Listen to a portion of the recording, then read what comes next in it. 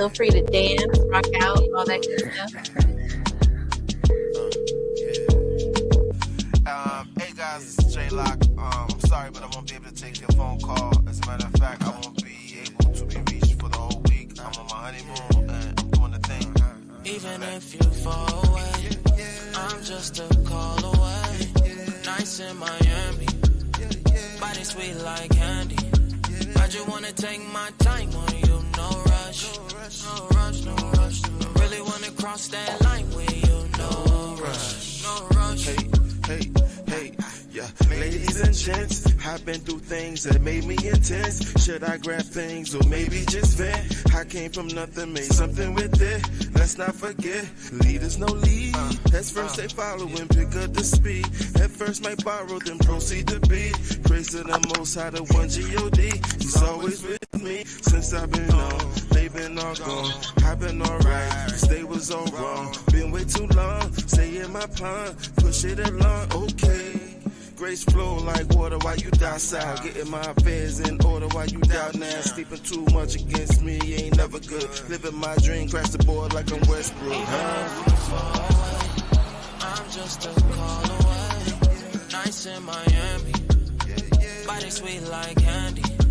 I just wanna take my time on you, no rush, no rush, no rush. I really wanna cross that line with you, no rush, no rush. Yeah, they all know. Okay, Jay, I like that. Had a little island vibe going to it. That was nice. That was nice. I like That was that. fresh. Yeah, it's fresh. Yes, I Thank saw y'all, Kelly thank over y'all. there. She was bobbing. Eric had his little head swaying, going back and forth. Yes, Man, that was smooth. It's getting everybody ready for the summer. yes, Yes. love that. The best Tell us, season. tell us more about that song, Jay. I wanted to give a man's version of just how we feel like we in love. You know what I mean? Like a lot of times, you get like a R&B version of what love is, and I can't give you moon and stars, but just a realistic version. When it's a woman that we really love, we really appreciate. We miss y'all when we're away.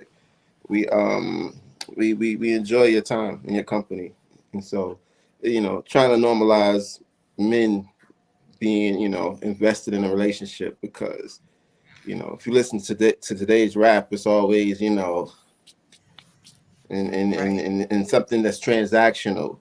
Right. Yeah. So real men really love real women, and we appreciate y'all. Sure. Yes. Well, thank you. I appreciate that, because you're right. The music these days, I listen to my son listening to music, and they talking about hoes and booties and getting sex, and it's like it's not even real music anymore at this point. And it seems like a lot of the music now is really demeaning women or very disrespectful to women and to relationships. And So to men, because a lot of these female artists are really going in on men too. yeah. I mean, just real raunchy, Yeah. talking about booty holes and all kinds of stuff. What color they are and all that. Yeah, we don't need to know all of that business. Right. Yeah. So I appreciate when I hear real music talking about real relationships, and it's not so disrespectful to relationships. So I appreciate Right. that. Right? Mhm. Definitely. Make sure that y'all follow J Lock. Tell everybody how to follow you. Social media, definitely. I also own a hat store as well, Instagram. So Alpha by J Lock. I am J Lock on iTunes. J Lock on everything. As far as music, iTunes, Spotify, Google Play. Yeah. Right. Thank you. And I have the honor of being J Lock's, I say consultant, he says manager, whatever you want to do. So I have the honor, and I'm very blessed that he has given me that honor of supporting him and his brand. So make sure y'all look out for J Lock. We're going to listen to the rest of the song later. But I think that's a good way to get into our topic tonight, because we're talking about, what does marriage mean to you? So, what does marriage mean to you? But before we do that, we're going to meet our guests. So, we have some first time guests and then we have a returning guest. So, we're going to start off, and I'm going in order. So, my screen might not be the same order that y'all are seeing it. So, we're going to start out with Miss Kelly. Kelly, introduce yourself, baby. Hello, everyone. My name is Kelly, and last name Boone. I am originally from Baltimore, Maryland, a small town outside of Baltimore called Edgewood. Oh, I didn't know you was from Baltimore, girl. I'm from Maryland. Never knew. I grew up in a small town in Edgewood till I was 18, and then went to college and stayed in Baltimore for about 15 years, and then moved back to Edgewood and then moved here. Wow, Yep. nice. Okay, Yeah. so you're my home girl. Okay. Yes, we have to get I some knew there crabs or was something something. about you I loved. I knew there was something about you I loved. Nice, nice. Yes, But love you, love you. I am the CEO and founder of Fearless Runway that turned into the Ladies of Fearless Runway, which is now the House of Fearless Runway. And the House of Fearless Runway breaks down the stereotypes of what society says beauty is. And we support healthy relationships between Black women, both professionally and personally. I am a runway coach and a model coach. I do have a lot of platforms that I'm associated with, and I'm grateful because it all came from networking and marketing and meeting people and setting some good rapport with people. I'm a mom of 5 children, and I'm 47, and I'm ready to get this thing popping. Okay, all right, girlfriend. So, are you married, single? I am divorced. I have been married, and I'm single. Okay, all right. And we always ask this question. Now, you don't have to answer, but we always ask this question. Are you heterosexual? Are you bisexual? Are you lesbian? I am heterosexual. Okay. And are you monogamous or poly? I have been monogamous, but I have been tapping on the door of poly because I think it's interesting, Okay. just to try out and see. But it's definitely an interesting topic of discussion for me. Okay, good. So we like to get people's perspective when they come on here so that we can kind of know where everybody is coming from. So thank you for answering those questions. Honestly, I appreciate that. You're welcome. You're welcome. You're welcome. So our next guest is Mr. Eric L with his sexy self. Tell us about you. Hello, everybody. So I'm the host of my own podcast, The Expendable Show. Basically, it's a political show where I just break down, the craziness that happens throughout the course of the week, and just kind of give my take on what they're really saying. Because in reality, we get snippets of the truth in about 30-second intervals on the news. So I dig a little deeper into things and find out, what did they say? What did they not say? And just report on that so people can better understand what's really going on, in the political world in this tense time that we're sitting in right now.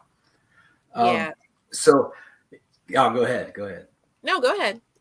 All right. So, I also have written a book called From the Mouth. It's basically what I think we could do to better our American society. I'm working on a second book called The Swiss Effect.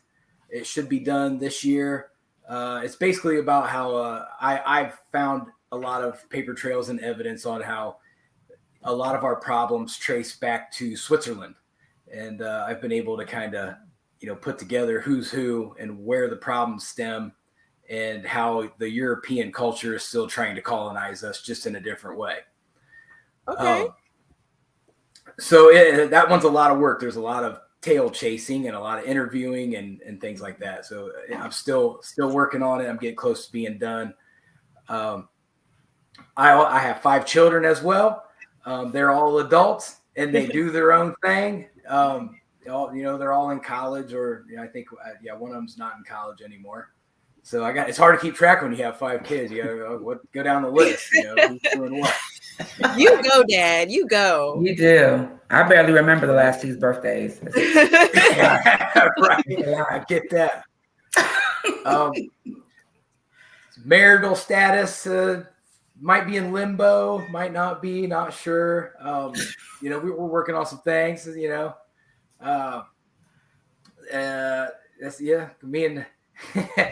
me and old Sunshine, we've been talking about that for the last week. So giving ourselves therapy. Yeah. But yeah. Just this short sense of saying it. Yeah, But yeah. no, that's pretty much me in a nutshell. I work hard. I'm always working. That's pretty much the entirety of my life. And I also have 2 grandkids that are the awesomest grandkids on the planet. I love them. Oh wow! Aw. What do your grandkids call you? Well, they don't really talk yet, so they basically okay. just want me to give them stuff. They just come to me Well, to that's give them going to be there for stuff. the rest of their lives. So yeah. Yeah, right. Okay, so what do you want them to call you? I always like to hear these names. Well, I mean, I'd like to refer to myself as like Big Papa Pump, but from like the.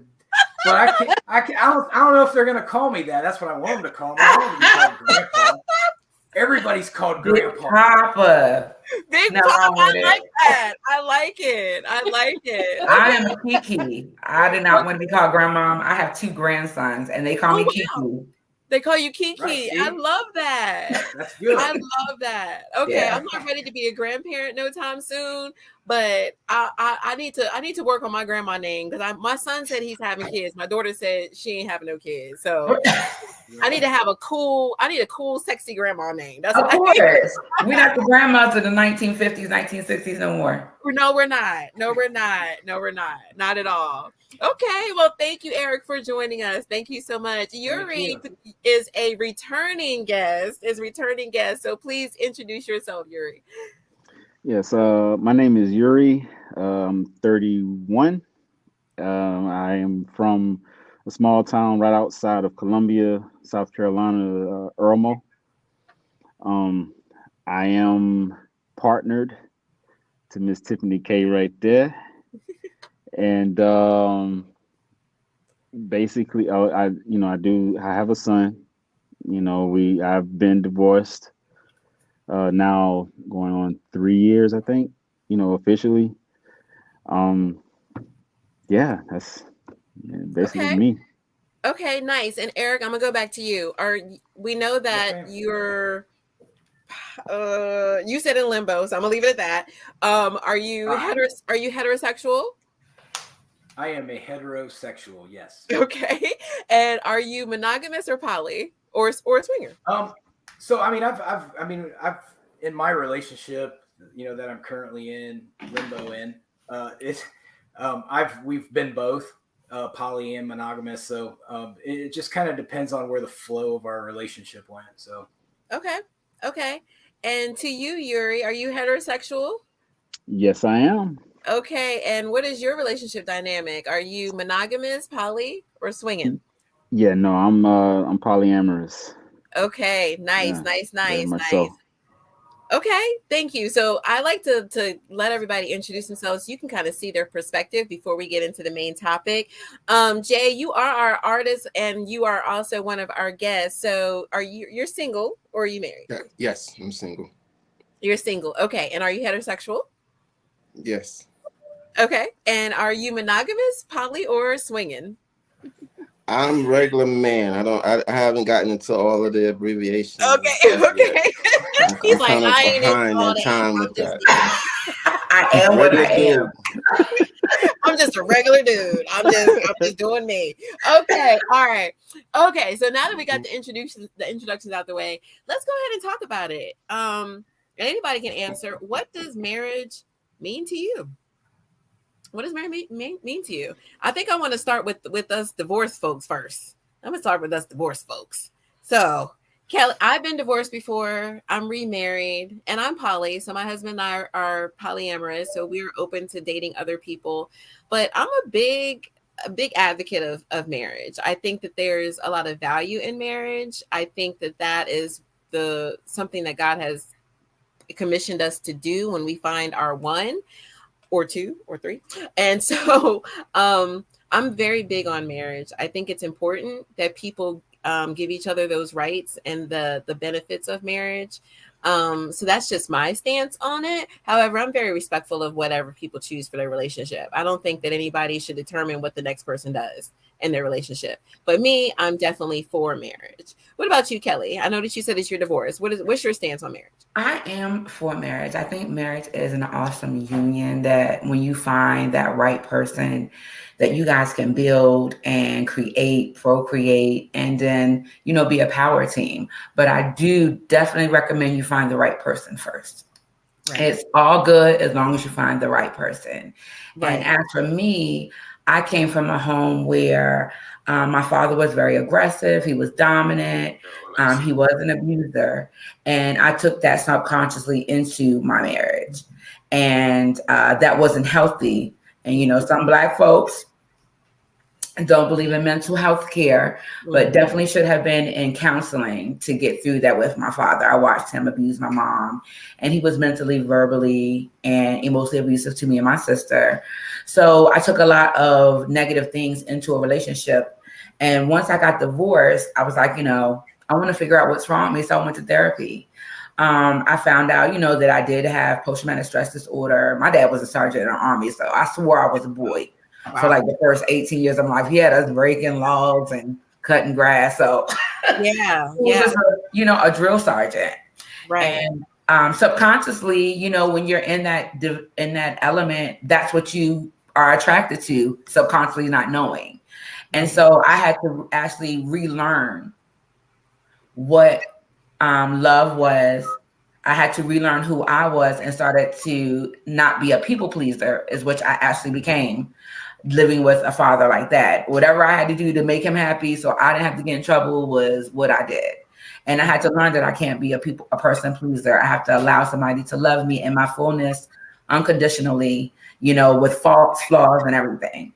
And that's where I'm at now. I've been single for about 7 years now. And, I'm dealing with loving myself and reinventing myself. And I'm welcoming, to whoever may come and get this whole rabbit and chocolate bar. I know that's right, girl. She said this whole chocolate bar. This whole chocolate bar. I like long walks on the beach. I like to travel. Okay, Fearless Runway. Okay, so that's some good stuff. So that means that you haven't given up on love. So even though you've been divorced, you haven't given up on marriage. You haven't given up on love. So that is an excellent thing. But also you recognize, and I want to applaud you for recognizing that you needed to work on yourself before you went back into another relationship. And I think one of the biggest questions I was asked by my therapist was, why did I used to hate that. Why you choose them? I don't know. And you don't know the answer, right. But until you seek further into and further information, you have to be able to have a name to what's going on so that you can actually kind of rebuke it and kind of move past it. And so self-pleasing and low self-esteem and all this other stuff I did have, and the person that's before you today was not the same person 10 years ago. I guarantee you she wasn't. But I'm glad that I found the path that I'm on, and I'm here to serve. Yes. So you have evolved, and you're still evolving. I think all of us are always evolving into our better selves. Hopefully, our better selves, not our worst selves. Absolutely. So thank you. That was personal. So thank you for sharing that. So I'm gonna switch over because I'm gonna come back to Eric because he said he's in limbo. So I feel like that's a little sensitive. So we're gonna come back to Eric on that. So J-Lock, have you ever been married before? Yes. You have. Okay. Yes. So are you for marriage? Are you for what is your stance when it comes to marriage? I think marriage is so dope. I think that union is amazing, right? I do agree it has to be with the right one. I think that I do agree with therapy. I'm an activist on therapy. I think men need therapy because we internalize things a lot, and us holding on to stuff makes it harder for us to actually have healthy relationships. And so I've learned that the hard way. Trust me. Yeah. And so it's cool that she mentioned that because that is a really key point of a healthy marriage, separately and also together. So I'm definitely for marriage. I think marriage is beautiful. So Here's the thing. Here's what I don't understand. When you identify it, because I've been divorced, right? But I've done a whole lot of living since that. So I don't, when people ask me, am I divorced? There's a whole lot of stuff that's happened after the divorce. So I Right. don't, I'm single now, but yeah, I am divorced. But yeah, marriage is dope. Okay. So Be how do you careful who you feel? pick. Yes, be careful who you pick. That part. That part right there. That part right there. Okay. So Eric, I'm gonna come to you, and I'm waiting for Tiffany and Yuri after this, because you'll find out in All a right. brief. So Eric, what does marriage mean to you? So I've thought about this just about all day today about what I would say in the situation that I'm in, and I realized that my definition wouldn't change whether I was in limbo or whether I was divorced or whether I was married. Um, I grew up in a very strict Catholic family, so the ultimate you know thing in a Catholic family is marriage. It's the one thing that you make that agreement underneath the eyes of God. Right. And so it's a sacred event. And if you think about it, marriage goes back to the beginning. It's an ancient tradition. Um, so it's the single most important thing. When I said I do, that I meant forever, and I meant that in sickness and in health, whether we're poor or rich, it didn't matter. I was going to stand beside my partner, no matter what, because over time, when you're with someone, you develop a bond, and it's an eternal bond. It's not just like a hey, me and my buddy are going to go hang out kind of bond. You feel it between you and your partner, and I think it's a special thing, and I think it's a spiritual thing. So it's a big deal, and I don't take it very lightly. And I was married once before for 10 years, and I was young and dumb, and it was kind of an impulse marriage, and we made it last for 10 years, and it was up and down. But we were both young and stupid. And so I think it also depends, the definition of marriage also depends on at what time in your life are you getting married, because those definitions change over the course, of your life. Early on it was, well, let's just get married and start a family. And we didn't really put a lot of thought into what else marriage was about. It was just something to do. And, as I've gotten older, I've realized, I've gone through all these trials and tribulations in both of my marriages, and I've made all these mistakes and gone through things and tried to recorrect and course correct. And it wasn't until maybe a couple years ago where I really sat down and realized that I'm never going to make a marriage work until I know who I am. And because I can't take care of somebody else mentally and emotionally if I can't identify with myself. Yes. So I really had to do a lot of like deep digging into myself and like really tell myself some truths about myself. And after that happened, I was really able to kind of just relax and just enjoy moments and start to really be a husband that I felt like that I wanted to be. Instead of just reacting to everything. So I think it's a growth. Marriage is growth. If you're not growing, you're not doing anything. I think it's work. Everybody says marriage is work. It is work. It is work. Yeah, it is. Things change. Things change in the course of a marriage. So you have to adapt to your partner, adapt to your surroundings, adapt to your children. There's a constant adaptation going on. So I guess to just sum it up, that's how I feel that marriage is defined. Good. That was you brought up a really important part to marriage, is the religious spiritual aspect of it. So we're going to come back to that because that is very important in this conversation. So Yuri and Tiffany, I'm going to start with Yuri. What is your what does marriage mean to you, and where are you at in your life right now when it comes to marriage? Well, like I said, I've been married before, and at first, I agree with what Eric was saying. Um, it was like let's start, this family. I'm tired of, running around with different women, all this stuff, and it was just, I was like, well, let me go ahead and settle down. In my case, though, I I got assaulted or whatever, robbed or whatever. So I had to do a lot of thinking. You know what I'm saying? Like, man, like, yo, I'll never have a kid because my son wasn't born then, obviously. But I'll never have a kid. I never got to tell my family. I never got the whole picket fence and the house and the two cars and all this stuff that I saw on TV. Um, and also too, it was other reasons. My mother and my father not being together, and I wanted to see something that I considered to be normal. Um, and so where I'm at with marriage now, I'm good on it. I don't need it. You know, I I enjoyed it. Because I was very dedicated. I gave it everything I had, and then some.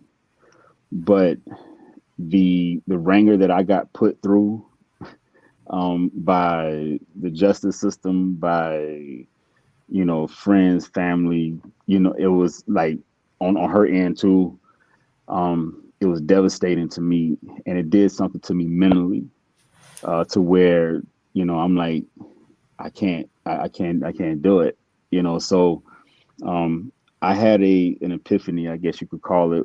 Had a thought that my first love once told me when we split up. She asked me why did I want to stay with her? Why should we stay together? And I told her, I said, well, because I love you. And she was like, love ain't enough. Mm. I need what else? And I didn't have an answer then, obviously, because I was 20 years old, I think 20, 21. I didn't have an answer then, but as I've gotten older, the definition of things has changed. I'm more on the commitment side of things now, as far as like, we forgot to, like, me and my ex-wife forgot to be friends. We were friends when we first started. We would go out all the time. We would talk about everything. And then, we got married, and possession became the talk of the day. You know what I'm saying? It was just like, well, you're my wife instead of you're my friend. What I'm saying? You're my husband instead of you're my confidant. What I'm saying? Well, you're mine, nobody else's. And, like I said, the whole possession part of it, and how, like I said, the whole, the court system and everything did with me, at least, um, it was devastating, man. Like, a marriage is easy to get into, but man, it's hard to get out of. And me and my ex, well, we were actually separated for about what, 12 years. Oh wow. Yeah, we were separated for all of that time, Mm. because of the maturity factor of things, and our son, and I didn't, like the laws and everything. She could have took him out of the state if we wasn't married. Like, it was just so much, man. Like, I was trying to hold on to that. Now we're like family. Like, we talk. She called me today. Like, we have a good relationship. We back friends, which is weird to me. But I think it just has to do with character. I think it's about what you can withstand. I know what I can do, and I know what I'm willing to do, but I can't control what someone else will do. So, like, to have somebody wake up, like, they go to work, and they kiss you goodbye. I see you when I get home, and then the next day, they get home and they say, well, I don't want this anymore. You know, I can't. Yeah, that's to me. It's like, man, like, I could, for all of that. Well, let's skip the lawyers and let's skip all of that. Like, I Yeah. don't want to have to do that. That don't make any sense. Yeah. So it sounds like to me that you suffered and had some trauma from your Hmm. first marriage, and so Hmm. that's really kind of deterred you from getting married again or wanting that official court, legal marriage. Is that about right? Well, I would say more for me, like the whole like legalities of things. It's Mhm. like what happened to just being a good man, being a good woman, like why does a judge or whoever tell me how I'm supposed to conduct my relationship, with the woman that I love, which in this case is Tiffany. Like we came into this being friends. We came into this, talking 8 hours a day, 12 hours a day, sometimes 23 hours a day, forgetting sleep. And to this day, we still talk Mhm. 10 hours a day, 8 hours a day to the sun come up type thing. We've never forgotten it. And I can't explain to you exactly why it works. I just know it works. And we're best friends first and foremost. Like when I was married, I couldn't take off my husband hat and be my friend, the best friend to my wife. I had to always keep the husband hat on. Well, I couldn't go this place. I couldn't talk to this person. I couldn't. It was like, but this is me. This is who I am. And in a sense, I feel like maybe I lost my identity, Mm, because of the marriage, because of what I was supposed to do. mhm, And for me, it wasn't fair to me as a person. I had feelings that was being ignored, all the way around, you know, uh, and it did change me. Um, I'm not objective to marriage. I think, it could be a beautiful thing when it's done right. The right person these days, I don't even know what the right person looks like. I just know what it feels like. You know, um, I go with the times, and the times that we're in is not the times of the 50s and the 40s. The abuse sometimes that people had to, women especially had to deal with, the humiliation of having children right down the street. The husband got a wife or another woman, family all the way right around the corner. And the woman actually staying there and withstanding, the humiliation or whatever it may be, to stick to the script of the vow that was said. Um, I don't think that people have that type of dedication anymore. And it's unfortunate. It really is, because like I said, and like everybody else has said, marriage could be a beautiful thing, man. I loved it every day. I felt good putting on my boots, coming home, going to work, knowing that I was providing for my family. But it wasn't enough. What I'm saying? That wasn't enough, at least for that person, and I've known so many people that's had 3 and 4 or 5 marriages, man. It's like, oh, like what did you learn in the first one or second one or third one? You know what I'm saying? Like, it's like, why you want to go through all of that for like a dream? Is it a fantasy, or are you really in it? And so many times I feel like people are just, they want the ring. They care about the last, like me, my last name is everything. It means everything to me. um and like it's unfortunate. It is. Hmm. Yeah, and I'm sorry that you've had.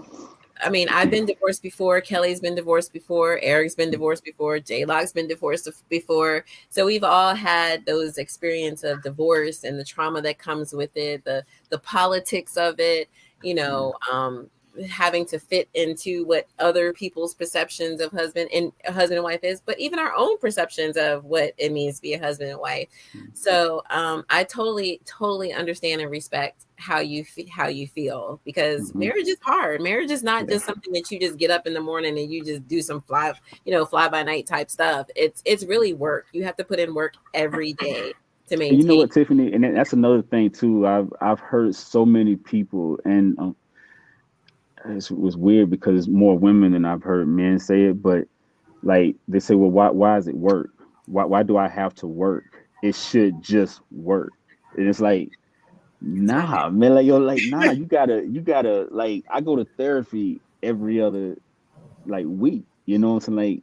Like and I have to thank Tiffany for that, you know what I'm saying? Like just like to see her and the evolution, you know, of her and how she's done and dealt with things.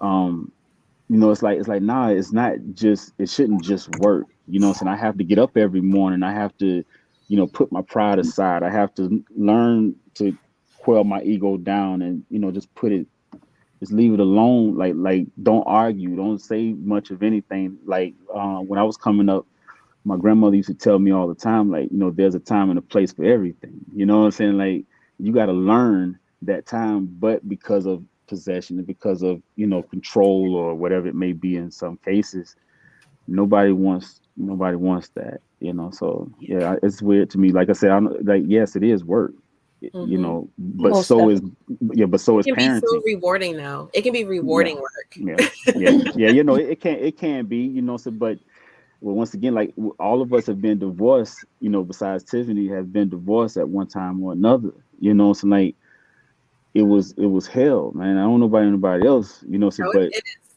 man, but when I tell Divorce you, is man, not they hear, yeah, yeah, to hear everybody, like to hear what they, you know, people say about you and the way they treat you, and you know, in the eyes of the public, it's just like the humiliation of things. Sometimes, like it's a blood sport, and I never understood why is it that, you know what I'm saying, like you're like, okay, so if something is supposed to be holy, it's supposed to be sacred and all these things, how do you monetize off of it? Like if it's supposed to be that, how do you like why is, you know, alimony and all these things, you know what I'm saying, like why do you bring that in if the first thing we did was love? That was the reason why right. we got into it. Yeah. Why can't we go off of that? Now, That's I if what I don't can understand that. interject, I can interject. Like, I was a stay-at-home mom, you Hmm. know, for 13 years. Hmm. And I had given up corporate America to take care of babies, take care of home, take care of husband. And he cheated. Yeah. And not only was that like a spit in your face, but I gave up my whole career, you know, to do that. And yeah, that right. didn't sit very well with me.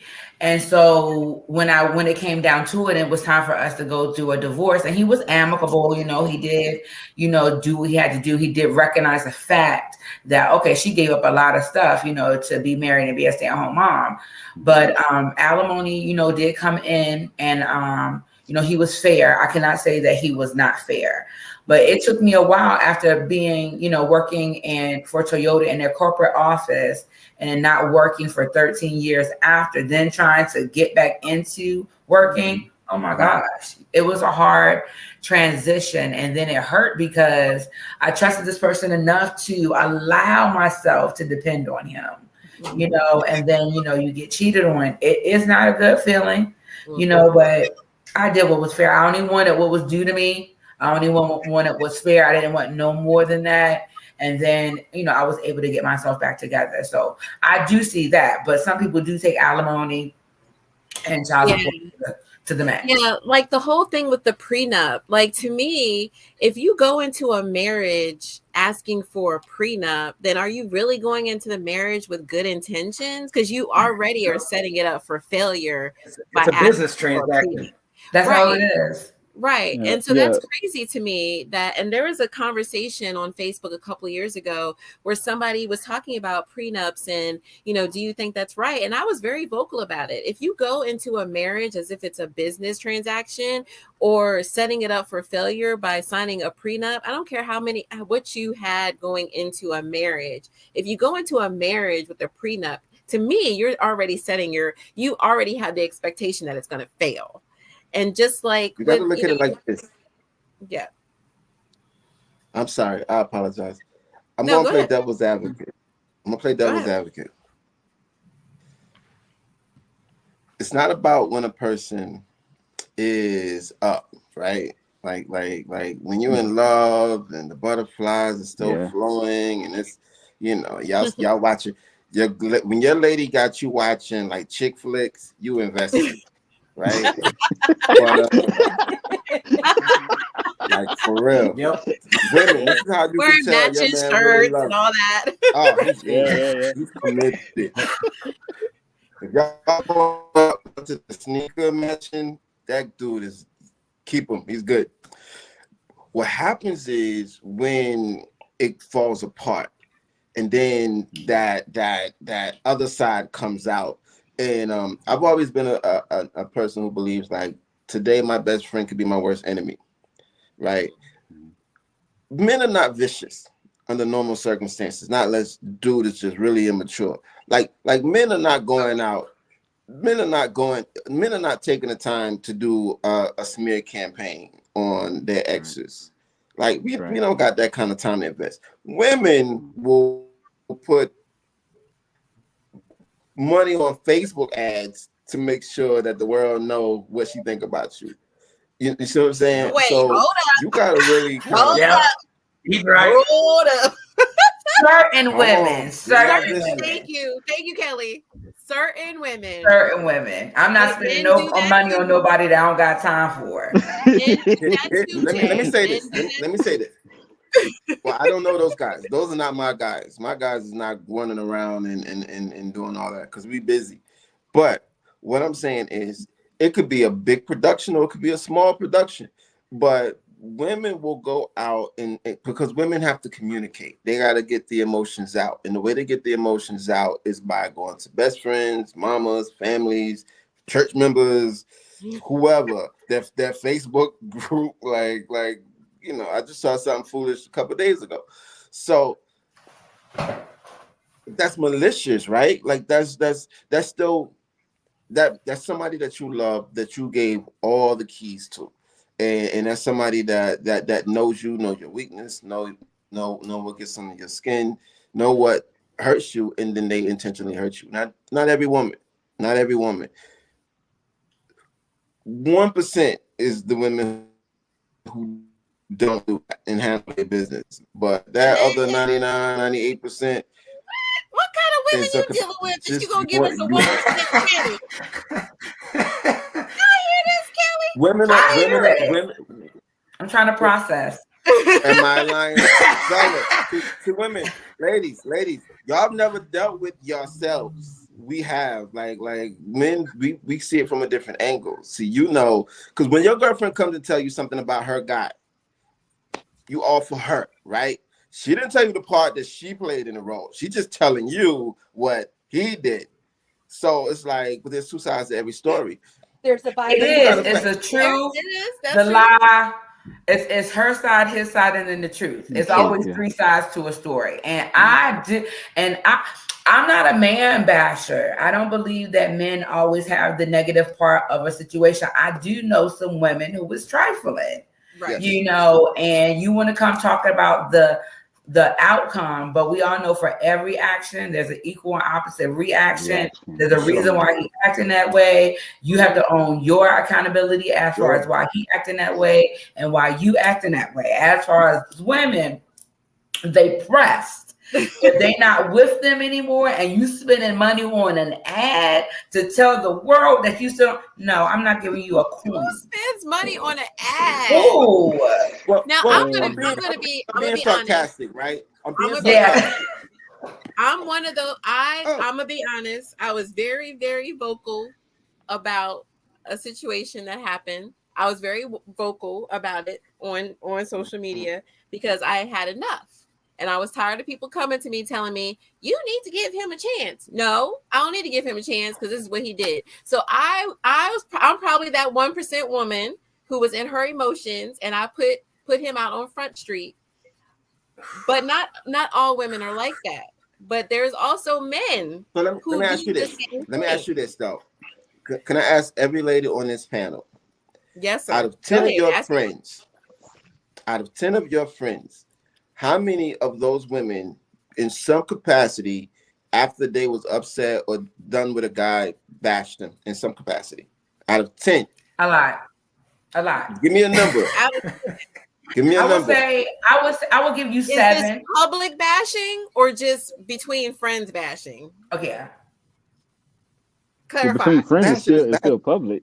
Yeah, if it's No, now behind I closed doors. believe No, no, that no, no. every woman should have a tribe that they go talk to. I Yeah, think you need to absolutely. be designated of who you share your business with.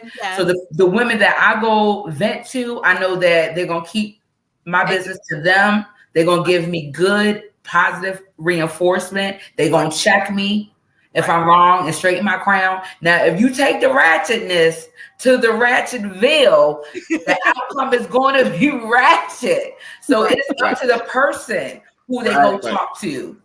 Exactly. Yeah, Like I have people that I trust to go talk to and vent to, but I think that everybody, male or female, should have someone that they can talk to that they trust to talk to about their relationship. So men and women have someone that they all talk to, Right. but when you take it a step further Most men don't. and you No. so you trying to say men don't talk to their guy friends about their relationship? no, I don't I believe no, that. I don't think no, I so. believe that. I don't. I You think know, it's a pride thing no, I for believe men. no. that. I Yeah, don't I think believe it's that at all. I think it's a Really? pride thing. I They don't. don't, because the man has pride. He's always gonna want to, like, especially among his peers, he's gonna want to look like he's got his shit together. And let me Even say like this. more so at home. Maybe it's the men that I know. Yeah, 'Cause the men that I know, yeah, they talk to their friends about their issues and their relationships and their marriages. yeah. Well, and listen. Let me say this. Right. The one thing I learned is that, like, if me and my partner, we have an issue, and I go and I talk to my family member, whoever it may be, the one thing I learned is that, me and my partner may have worked it out, but once my family member or her family member, whatever, know, they may not be as forgiving. They're gonna always look at that person. They're gonna say, "Man, you know what? I remember Yep. when you did this to my whatever." Gonna leave a So bad so taste in their mouth. Yeah. yeah. So I say that, to say that me as a man, when I was going through my thing, I I suffered in silence. You know what I'm saying? Because because I was shamed when I did say something, you know, when I tried to defend myself or whatever it may be from the attacks and and everything, I was said I wasn't a man. I wasn't a true man. I was like it was very humiliating. Fortunately for me, I did have that tribe. Um, and what's beautiful about it is, though, every person that I had in my corner still treats my ex-wife like she's family. You know what I'm saying? And whatever they still ask how she's doing, invite her over for, cookouts, whatever they're gonna do. Yeah, like it's so that to me, is very important. So to understand that, just like the fellas were saying, man, we like as men, man, we take on the abuse per se, I guess, of society when it comes to women, because women are considered, I believe, I guess, more soft, and like like it's certain things you don't do as a man. You're supposed to just don't say much or whatever, so she's the one, let her deal with what she's dealing with. I understand and that too, but a and woman has to be who she's going to be too. I don't believe that men should suffer that way. I No. believe that women can be heartless and cold to a man. One thing I would never want to do is emasculate a man. I think that's disgusting. I want a man to be the man that he is in his fullness. And Yeah. I'm not here to cripple or enable him. I want him to be able to fall down and still watch him get back up and be his biggest cheerleader, dust himself off. I will come dust off the other shoulder. Let's get back up, boo. Let's do it again. And when you go into marriage, it's not just you taking me on as Kelly as I am, but the evolving Kelly. Exactly. I'm going to change during different seasons. My Mm-hmm. outlook, my thoughts, my intentions are different. I've chosen you as my mate. I want to be with you, but I need you to love me while I am evolving. You don't just get to be grown and sexy because you woke up. You don't get wisdom just because you're 47. You have to go through some things in order to get back up. And a lot of people are getting married expecting to be married to the person they married that day. Yeah. And I'm gonna add to that. Yes. Now, I know I'm the only one on this panel that has not been married. However, my parents were married all the way up until my dad passed. So I had a blueprint of a successful marriage. So when we were talking about the work that needs to go into maintaining a successful relationship / marriage, that evolving goes both ways. Of course. Not just the woman, but it's the man too. No, it's both. And I think a lot of times women go in with blinders on, thinking, oh well, it's only about me. So whatever he's got going on, he needs to get it together. But as long as if I'm going through it, he better adapt to me. No, that's not fair.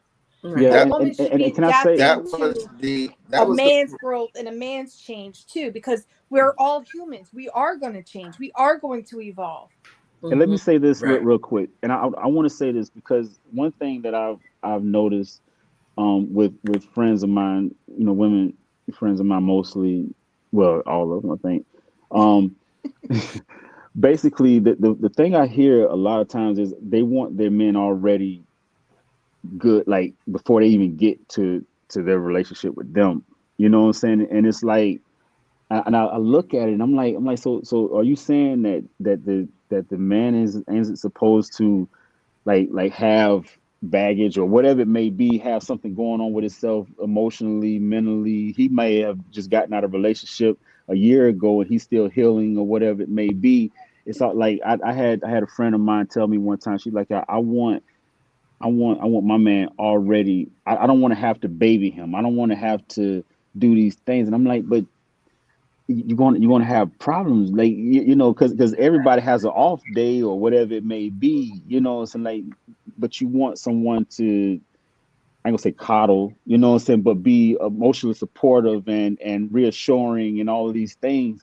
You know, as a man or whatever, you know, I know me, you know, I needed that. Now I didn't know how to ask for it. You know, it wasn't until I got in a relationship, you know, with Tiffany, and you know, us sitting down, and you know, I had to put a lot of, like I said, a lot of pride, ego, and everything to the side, you know, to ask. But once I found out what that looked like, you know, so like that was the blessing, you know what I'm saying?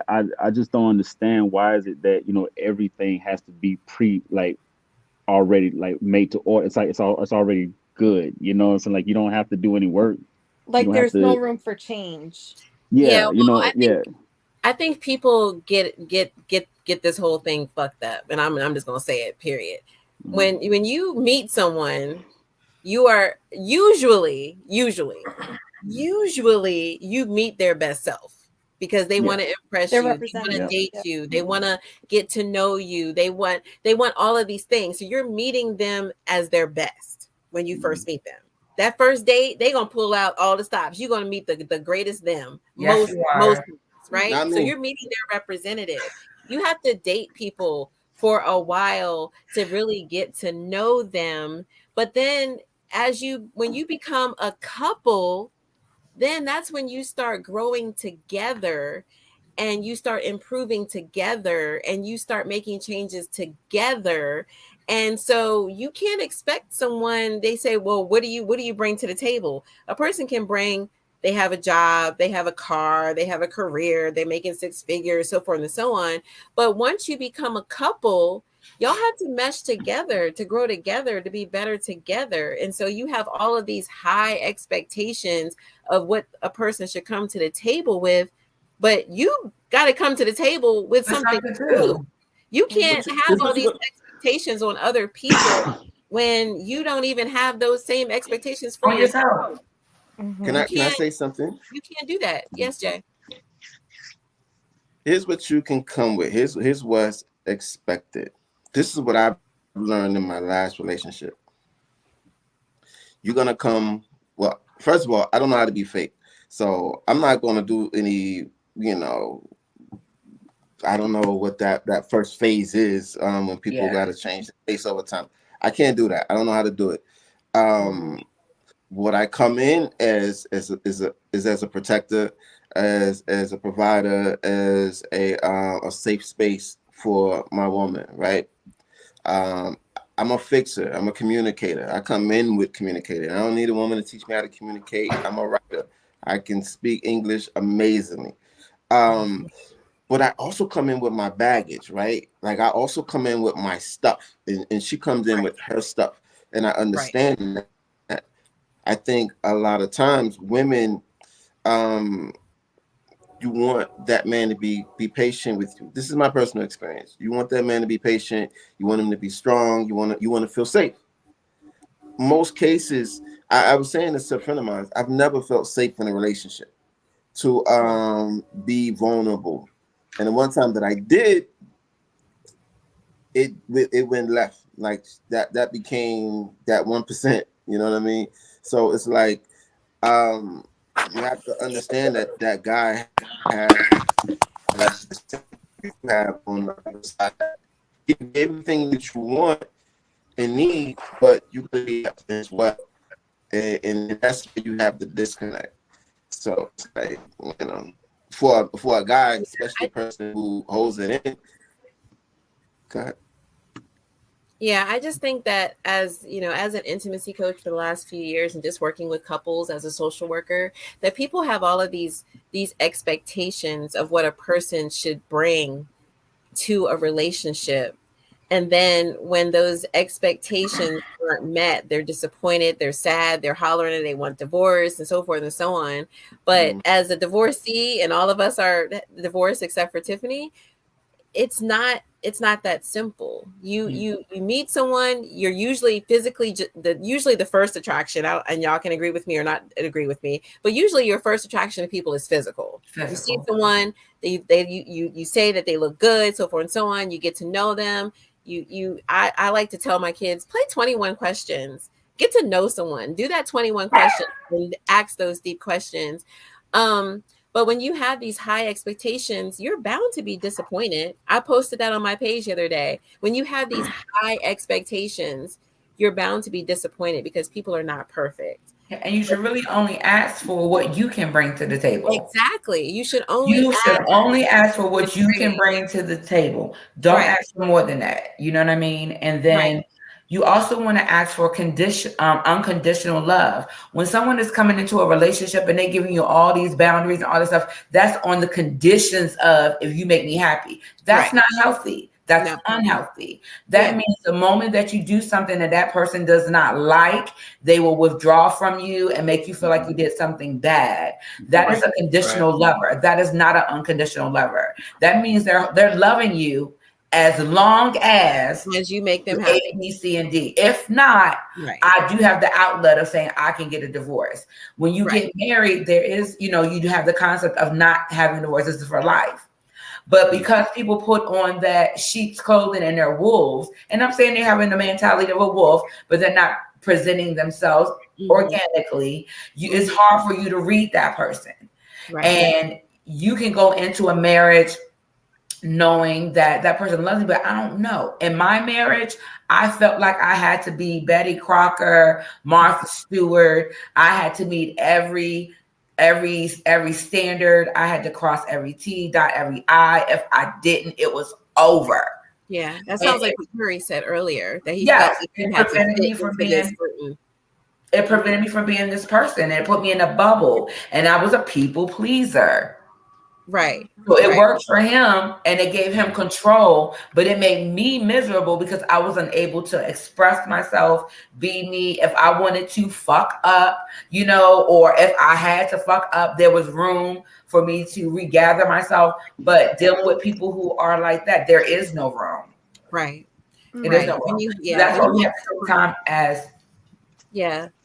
Yeah, people are not perfect. So you can't expect perfection in a marriage, in a relationship. So so I'm going to talk to the politics guy, because we talked about this earlier and Yuri brought this up, that there's a lot of politics in marriage, like the legal aspect of it. You're signing papers saying that I'm getting married in the state of North Carolina or Georgia or whatever, but there's politics in it. You've got your family on each side who is, part of the politics of a marriage. And so politics can definitely affect a marriage. Eric, I know you've been ready to say something. What would you like to offer? Well, I kind of wanted to add to, what Kelly was saying, and then I want to go back to what you were saying. So, when Kelly brought up the unconditional love, and that is probably the single most valuable thing that you can really bring to the table in a relationship or marriage. I look at it in that same kind of sense. Except I probably take it in my own manly, like aggressiveness way of doing it and saying like, look, I don't care what you do. I don't care what mistakes you make. I don't care anything that you do. I'm going to forgive you tomorrow. And because that's what my responsibility is as a spouse is we're human and we're in a long-term relationship. It's not going to be perfect. And that goes back to kind of what you were saying, Sunshine, where we were talking about, what I think we should go into marriages and relationships with the preparation that it's not going to go from A to B. It's never going to go from A to B. It's going to go all over the place. And you have to remember that it's no matter which way that path goes, that we have to be prepared to redirect or to accept that change in your partner. And, me personally, when I'm with somebody, I'm going to accept every fault, every change that they want to make, no matter what. Once you become part of me and become part of my family, I'm going to hell and high water for you. It doesn't matter. So for me, I take it extremely personal to go through these, like, divorce proceedings and being in limbo, because I know that my all is on the table and I'm all in, and now someone's taken everything from me, and someone who wasn't giving that same commitment back, and when I thought that they were. So it was difficult to deal with those kinds of things where you go, well, why should I, going into the future, like, why should I, put all my everything into this?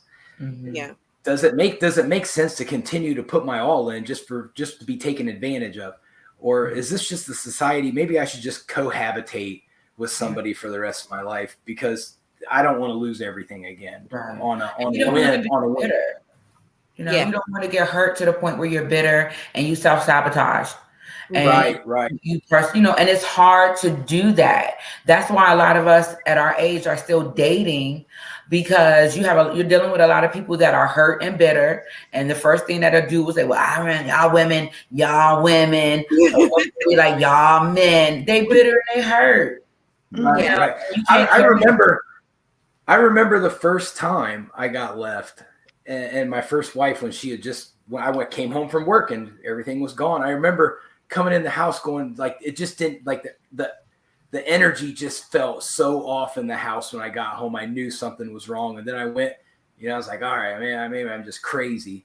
So I went into my bedroom and I opened up a drawer and there were no clothes in it. And I remember looking down into that drawer, seeing no clothes. And it was like a piece of my soul left right then and there. And I just told myself, I said, just walk away and stop looking at it.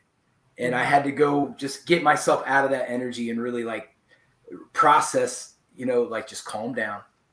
This might not be that bad. Maybe it's just some space. Maybe, you don't know anything yet. Just keep your head on, because, the 1,000 angry man thoughts go through your head, and, you want everyone to hurt just as bad as you're hurting right now. So it was a difficult thing to process on a man's side of things, because we get that adrenaline going, and that stuff. I don't know if you know this, ladies, but adrenaline gets a man high.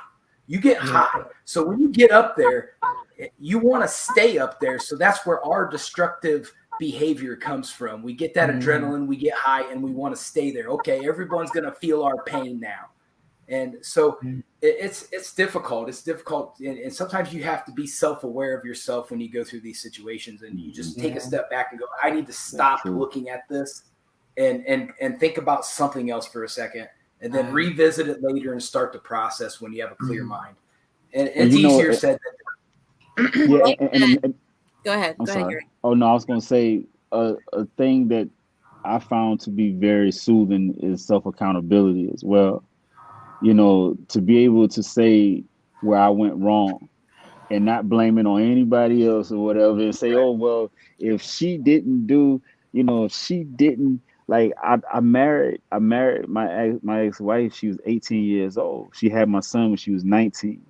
So like she ain't had a chance, so to even go and do all the things I had done up to that point. With it was like man, like well maybe I should have, but I was so angry. I was so, I wanted to hurt. I wanted her to hurt. And it was just it was very it was and that's the reason why I was toxic, really. But once I started to say, you know what, man, this is where I went wrong, and I apologize, or I'm sorry, or it was just like, because it was weird, because when we were friends, we would always apologize for something that hurt the other person. Once we got into marriage, I don't know what flipped, but we stopped saying we were sorry, and we was just like, no, you take it. I don't care. You supposed, like it was just like it was this thing, like we're supposed to do it, like the expectations, what I'm saying, like, yo, nah, this is what you, because I saw it on TV, I saw it on Martin or whatever it was, like that was just a representation. Like with Tiffany, when the fact that she had her father and her mother in the house at the same time. She saw how conflict resolution, how that worked. So I had to put my pride or whatever to the side and say, well, you know what, man, like teach, like show me what, like how am I supposed to do that again now, like, or or this is how I'm feeling at this point or whatever, and I'm mad, I'm angry, I'm whatever. But once again, like I said, just self accountability, man. Like that's a thing that I don't really see too much of when it comes to um to relationships, in general. But definitely in my marriage, there was no self accountability on either side. It was, well, you, if you didn't do this, well, then this wouldn't have happened. You know what I'm saying? Like, it's like, say what? But that's Like when I feel like when people say that statement to their partner, you're no longer a team at that moment. Now Right. you're fighting Right. against each other. You're opponents. yeah, yeah, Yeah. yeah. Right. That's a good You're point. not Right. doing it for the better of the both of you. You're doing it to That's see right. who can get the higher stance Ground. on an Yeah, argument. You know what yeah, I mean? yeah. Right. So I think as far as conflict resolution, because you brought it up, I think a good takeaway is literally walking away for a few minutes or hours, whatever is needed, to come down off of that high emotion that you're in at the time, so that you can have a dialogue that isn't coming off as derogatory or defensive or That Right. does help. Or account disrespectful. yeah, Yeah. disrespectful. Yeah. You could say, hey, look, are you ready to talk about, what happened? I'm ready. Are you ready? You're not ready? Okay. Well, just come to me when you're ready. Yeah, Right. because at the It, end of the day, you have to remember the vows, man. What everyone on this panel, when we've been married, we gave vows. Like I remember, I said I do before the the uh the woman that was marrying us, the officiant, even said, it's like, well, do you take? I said, no, I do. Like I was, so like it was just quick, and we forgot the vows, man. Like, like to be there for one another, to, Right. like a lot of times being there for one another is what Tiffany just said, so you're just moving off of it. Say, you know what? I know this is not going to go good. Right. This is not the Somebody has to have a clear head, I you yeah. think know? that I think that I think that people walk away from marriages way too soon. Soon. Yep. You're Yeah. right. I yeah. think Nobody Yep. wants because to do the work. because Yeah. well, see, here's the part of marriage though. When he goes back to what my guy said about the vows, for better or for Hmm. worse, Hmm. sometimes to get better, it has to be Get uncomfortable. worse. Yeah. It Yep. has. You have to. So again, like when people come into marriages, they bring their trauma.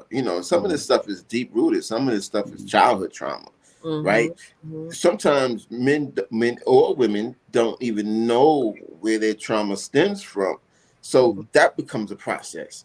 Now, Right. are you going to leave me when my childhood trauma reveals itself and this is what I've been dealing with and no one knows but you? Are you going to abandon me at that time, or are you going to stick by me and honor our vows? Right. And I think that's Right. where the grace and love for that person comes in. Because if you know, like Eric was saying, self-awareness, if you know, you can identify, if you've gone through your own healing process, then you can kind of pick up on what your partner's going through and Mm. not utilize their reaction or their behavior as an attack on you. But man, I see the little boy in him coming out. Let me just let him have his time, and I'll talk to him about it when I know he's calm.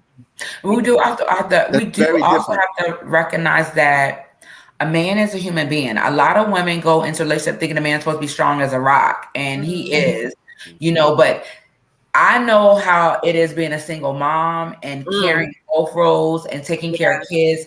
I know for a fact that sometimes I'm like, fuck this. I'm about to go into a corner and start shaking. Only imagine a man. I mean, I'm a woman, and especially in a relationship, a man carries a lot of the responsibility. He has to save his face because he doesn't want to look like he's weak. But a man has emotions just like any other person. And as a woman, we should accept the fact that, look, my man might be having a hard day today. The world, the weight of the world is on his shoulders. What can I do to be his peace? What can I do to be his tranquility? What can I do to be his sanctuary? What can I do to be his refuge so he can come unto me, unto my bosom, and I can give him refuge. I can be his helpmeet so that he can go on another day. A lot of women do not know their position in a relationship as a wife. Yes. Yeah, I mean, a lot of and women hold these high standards to men as if they don't have room to have any kind of emotions. Just because he's a man doesn't mean that he doesn't have feelings, doesn't mean that he shouldn't be able to express himself, doesn't mean that he has a weak moment. And a lot of women, that doesn't make him less of a man. Right. They make their men you, feel less of a man. And then now the man is going out looking for someone else that is helping them feel like a man. And because when he was trying to be Can I your give y'all the A1 key? day one, you laughed at him and you made him feel like he was weak and inferior, but he needed someone to help him continue his journey as a man, not to emasculate him or make him feel like he was inadequate at. Can I tell you Just the? because he's a man Can I doesn't share? mean that he always has to be the strong one. Sometimes as a wife, you have to be the strong one sometimes. And I got the one, I got the two. Right. And I share with you guys the the golden rule to keep your man faithful and out of inboxes. Tell us. Tell me. I want to hear this one. Go ahead. Go ahead. Even the guys is like, come on, what is it? I don't even know myself. the key to it is communication. Absolutely. That man has to be able to communicate with you. You have to be able to listen to that man. Because he's going to, you have to understand the status that you hold. If a man tells you, like, if he wants to be your husband, that is like the heaven open up. Because this man, like my guy said, like, no man is walking away from a marriage. You know what I'm saying? Like 9 times out of 10, if you're separating, it's the woman walking away from the marriage. It's not too many men. We don't make that step to walk away. Now, we might be messed up. We might not know how to be a husband. We might not know how to, but we're not. Jay, that is, I just wanted you to know statistics do show that women, more than 50%, are the ones that leave the marriage. So I was just sharing that. Yes. But communicate to be able to communicate, to be able to communicate when that man is going through something will definitely curb a lot of the issues that you have. He has to feel safe with you. Exactly. And that's when I forgot Eric said before, that he felt like, I think it was him. It felt like he felt like I can't even go to her and turn to her. When a man feels like he can't come unto you and seek refuge and tell you his secrets, his most intimate and personal, intimate things without you chastising him and acting like, oh no, you need to do this. Of course, why would he come back to you? Right. I wouldn't. If I was a man, I wouldn't. If I was a woman and I went to, just like you with your girlfriend, sunshine. If I came to you, was like, girl, he did A, B, C, and D. And next thing I know, you broadcasting it. Never would I open my lip to you again. So why would we expect different from a man? Right. Yeah. Before we go, because we have about 10 minutes left, before we go, we've talked about, the drawbacks of marriage and, the negative side of marriage, but there's a lot of positive side. I'm for marriage. Kelly said she's for marriage. Eric said he's for marriage. Jay said he's for marriage. Marriage can be amazing. Marriage can be a beautiful thing. Marriage can be great with the right person. Keyword, the right person. And even though we all bring baggage and sometimes trauma and past experiences, with Tiffany, for example, I think it's really important that we look at our childhood when we think about our views of marriage, because if your parents were married and it was a horrible marriage and you witnessed abuse and domestic violence and disrespect and cheating and all that kind of stuff, you're going to have a twisted view of marriage as an adult. But if you grow up in a home where you have parents or a couple that are your parents that love each other, you can see that they love each other, that they work together, that they vibe together, that they enjoy each other, then you're going to have a better view of marriage. So marriage can be a beautiful thing, and it's not, but it is work. It's not bad work. All of us, I'm a social worker. I've been a social worker for 13 years. I love what I do, and it's my career. Marriage, you can see it as a career, something that you invest yourselves in. You sign the paper, you go in front of your family, you go in front of God. And if you do it with the right person that's willing to grow with you, I remember a phrase, and I'll never forget it, that relationships are two halves making a whole, not two wholes making a half. Amen. So it's two people that are coming together, hopefully with love, respect, admiration, honesty, trust, companionship, and they're coming together to form something beautiful. And so, we talked about like the expectations and not having these high expectations and what you bring to the table. Someone commented about, if you are a business person, then you have to look out for your business assets. If you're a billionaire and you're getting married, then a prenup makes sense because you have to protect your assets. I get that. But there are some benefits to being married. There are some great things to being married. And I'll just start this conversation, this part of it off as being married. I know that I have a partner in life. I know. But what is the difference between marriage and like a lifelong commitment? That's because piece of paper. It's a piece of paper. It's the legalities of it. And so the government to get their taxes. Marriage is a legal proclamation that you have dedicated your life to someone. So it is different. It's different from a commitment. Would you say like that you're referring more to the commitment side of the marriage versus the actual quote unquote marriage and the legalities that come with it?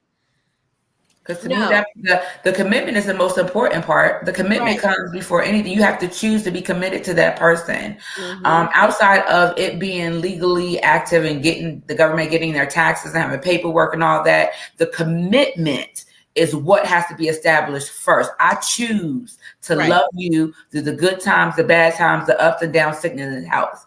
That is the biggest thing, that commitment. The paperwork, that's extra. We have people out here that are doing spiritual weddings where they're just making a commitment to themselves, before God, before their family, without the paperwork.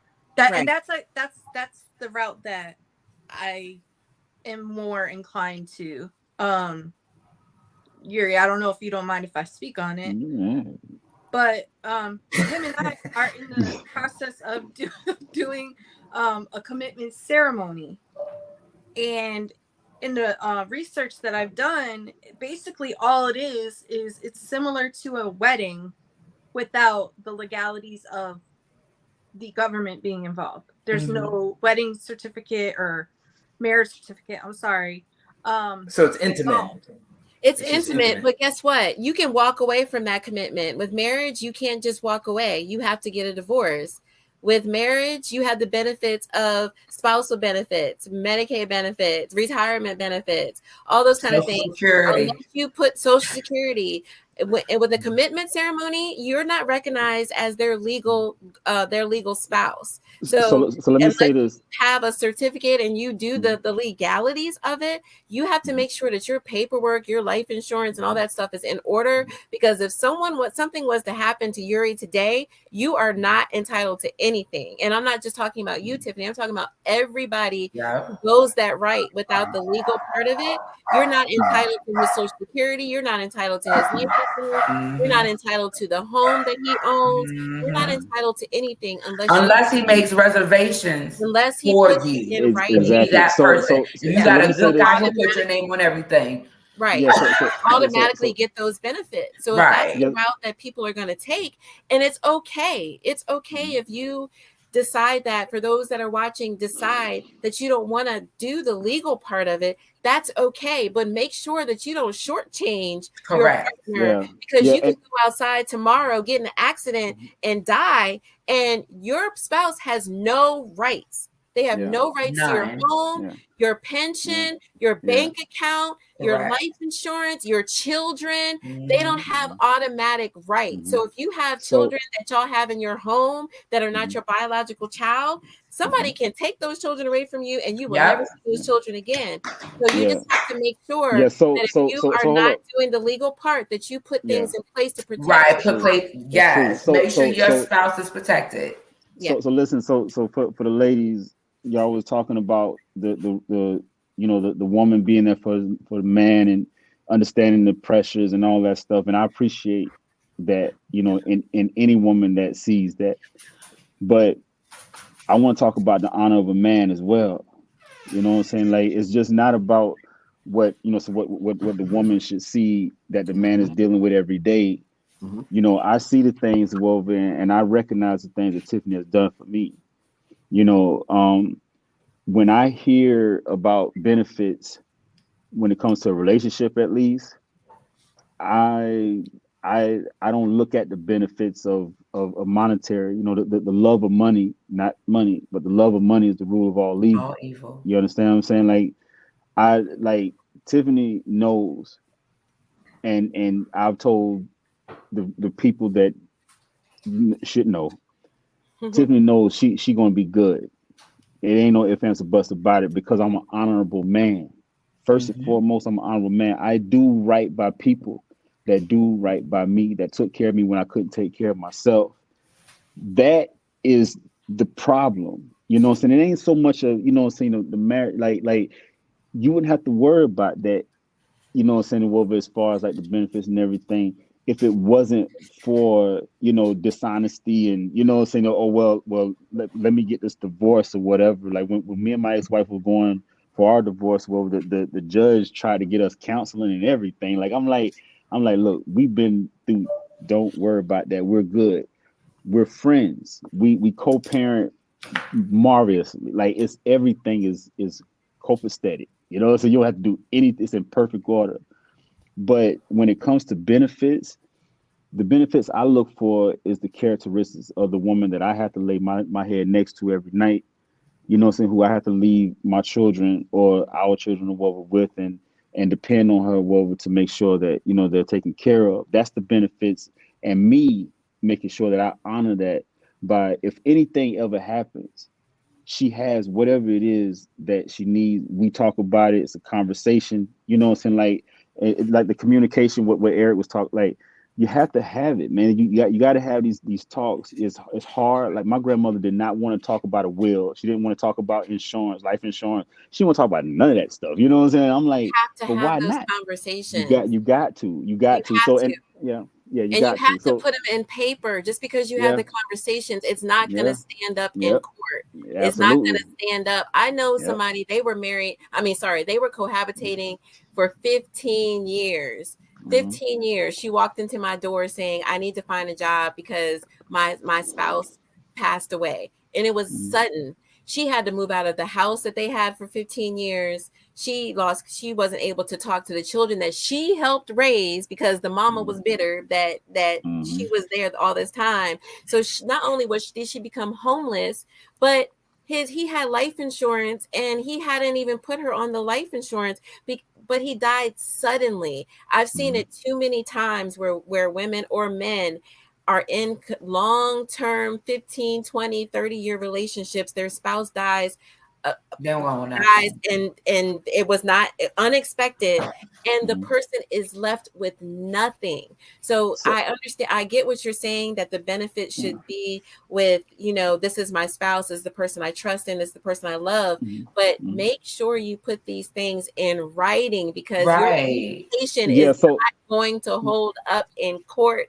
And also too, what I've learned as well, Wolf, is that if you've been married before and you get remarried, your ex still has the right. Still gets it. So and that's the like I said before, it's the whole thing. It's all the way around. You know what I'm saying? Well, it's not just one, just one institution. It's the whole thing. If you ask me, you know what I'm saying. So like I said, just make sure you get everything straightened out. Yeah, for sure.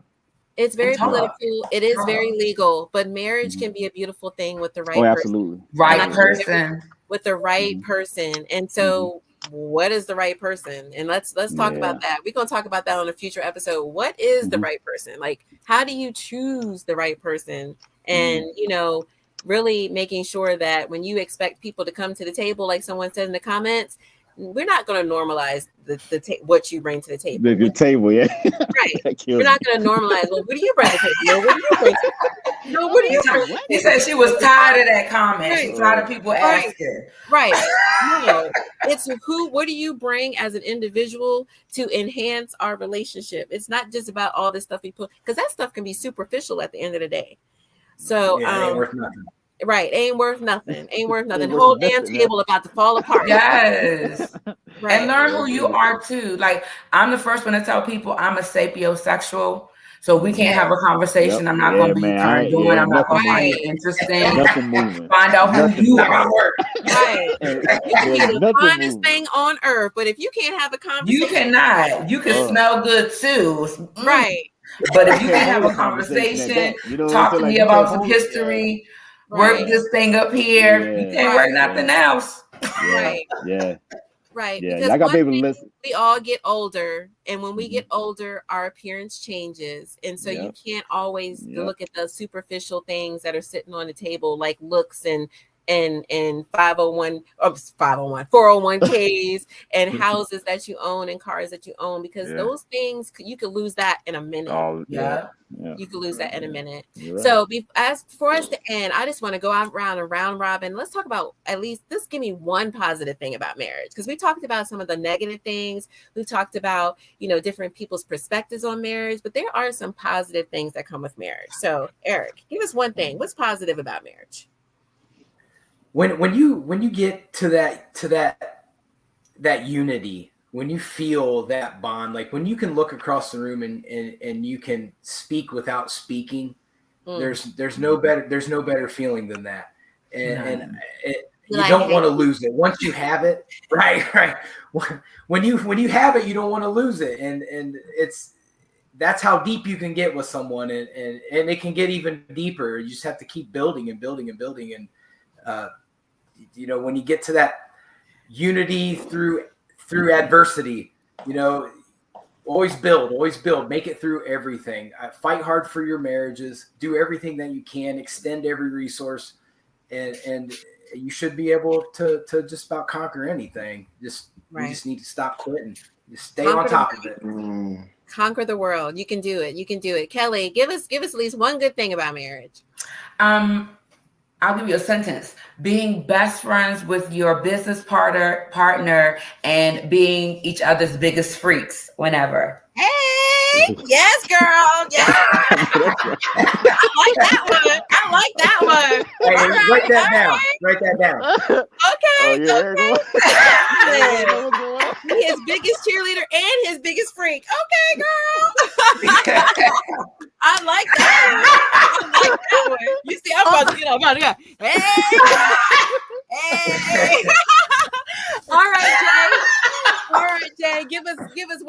about marriage. Give us at least one good thing about marriage. I think I'm gonna go the spiritual side with it. Once you have confirmation from whoever you believe in, I'm a Christian, so I'll say God, Yahweh. Once you have that confirmation, and you're gonna get everything that pretty much everybody else is gonna say, including the freaks and the communication and all of that stuff. But yeah, I think that once you have that confirmation, then pretty much that should cancel out all the other stuff. Other stuff, yeah. Yeah, include God, or at least something that bonds you together, something that glues you together. Like have that faith. If Have it that ain't faith. God, it ain't nothing. Yeah. But Yeah, if you don't have that glue that keeps you together, and I always tell my couples, because I'm an officiant and I marry couples, and I always tell them, if you're not 1,000% sure, like if you have any uncertainty, don't do it. Any uncertainty, if you have like a little inkling in your mind, like, should I do this? True. Don't do it. True. Wait, don't True. do it. Yuri, give us one good thing about marriage. Oh man. I would say more the feeling for me. It was the feeling that, you know, my name and my family will live on forever, you know, and I have someone to help me to do that, you know. I had loved just coming home and knowing that, you know, I had a partner, you know what I'm saying? Like I had somebody I can go far, felt like I go far with, you know what I'm saying? Like it was just like the companionship, and knowing that, you know, it was done, quote, I guess the right way, you know what I'm saying? Well, is what it felt. But yeah, like definitely companionship and the building of an empire together. Yeah, that's for me. Well, that was one of the biggest things for me. Yeah, thank you for that. I love that. Tiffany, one good thing about marriage, and I know you haven't been married before, but you've seen successful marriages. So for you, what is one good thing about marriage? Going through life with your best friend through good times and bad, even when not on speaking terms, you still know who your go-to is, and honoring that bond with each other. Yeah, love that. And I'll just say for me, and I'll agree with all of y'all, I just like the fact that I chose them and they chose me. Yes. I chose them and they chose me. So we're in this shit together. In it. And period. Like we're in this together, and I got your back, and I know that someone's got my back. Right. So go lay down and take a nap, because when you get back up, we going back at it again and go forward. Get your rest. You want me to bring your family? Your biggest freak. Your biggest freak. Yes. And sex can be so amazing with your partner. Like y'all can try all new kinds of shit. Y'all ain't got to worry. Yes. From the chandelier. Did you notice? Did you notice? None of the guys said that sex was the best. Yes, and Aaron, you see that, right? You have your own personal, I didn't see that. Your own personal sex toy at home every day when you come home. You got your own. Yes. Bring that here, boy. Yeah. Oh my God. We know what the girls are on. Guys are trying to keep it real. So yes, thank you everybody for watching. We had some really great conversation about what does marriage mean to you. Marriage is not for everybody, and that is okay. But just know that marriage can be a beautiful thing, but it can also be a bad thing. So you want to make sure that you choose the right person for you, because you choose them and they choose you. You can be their biggest cheerleader, their biggest confidant, their best friend, their biggest freak, all of that good thing, all those good things. So marriage can be a beautiful thing. But if you decide not to go the marriage route, that's okay, because every relationship determines what works best for them. So thank you everybody for joining us from the private room. Have a great night. Wait a minute. Hold on. Time out. Go, Tiffany. I'm sorry. Go ahead. See, that's why you got the other Tiffany. Yes, I do. Go ahead. I'm sorry. So while we have you guys on here, we just want to go over some really fabulous and exciting news that if you haven't seen last week's live, we will be, me and Tiffany, starting a spin-off podcast called 2 Shots of Tea, which will be airing every Wednesday at noon, premiering April 3rd on the major platforms that we tend to utilize on a daily basis. So with all of that being said, we hope to see you guys there. Make sure to go follow. It's 2 TWO shots of tea. Thank you. On Facebook, Facebook, Instagram, and TikTok. And you own it, ain't you? God, they're ready to go. 2 shots of tea, y'all. 2 shots of tea. And make sure you follow, share, like, and do all of that great stuff. And we will not disappoint. Again, it'll just be about some, crazy stuff going on during the week in entertainment and viral conversations that people like to bring up and stuff. So nice. We cannot wait. We are so excited, and don't miss on our next episode of The Private Room next Monday at 8. Get it. 2 shots of tea. Go follow us. Aaron, April 3rd. We're going to go ahead and close out with J-Lock. Thank you, everybody, for joining us tonight. And we will see you next Monday at 8 p.m. I go so nice meeting you guys. I can lose, beg pardon. God on my side, wife in my pride. All of this vibe, okay. Needless to say, needed to pray, finding my way, leaning on faith, speaking this way, seeking his face, keeping his promise, giving his grace, yeah. I've been through some hard times, feel me, yeah. Fall short daily, y'all feel me, yeah. Still I get up when I'm down, yeah. Lost it all, God held me down, yeah. Don't know why, but that's just life. Dry your tears, it'll be alright. Hold tight. Even if you fall away, I'm just a call away. Nice in Miami, body sweet like candy. I just wanna take my time on you, no rush. Really wanna cross that line with you, no rush. Yeah. They all know I go so hardest. Yeah. No way I can lose, beg pardon. Yeah. I got God on my side, okay. God on my side, okay.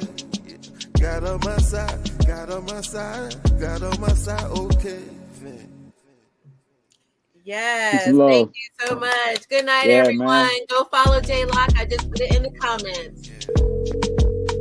All right.